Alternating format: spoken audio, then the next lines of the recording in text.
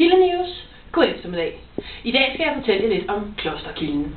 Klosterkilden, som har tilhørt Sortebrødreklosteret, blev også engang kaldt for Sortebrødrekilden. Lad os sende ud til reporteren i marken. Herude ved Klosterkilden, som er en af de helt store kilder i Roskilde og trak op til 10.000 liter vand i timen en gang.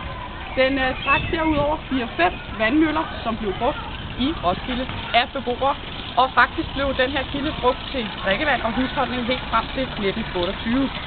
På grund af vandboringer var denne kilde faktisk ved at udtørre på et tidspunkt, men da Roskilde Vandforsyning i 1970'erne fik mere og mere vand udefra, kom der igen liv i kilden. Kildegrotten blev i 1985 restaureret til, hvordan den ser ud i dag, og som I kan se, når I står her. Den leverer i dag 2.000 liter vand i døgnet og er fredet.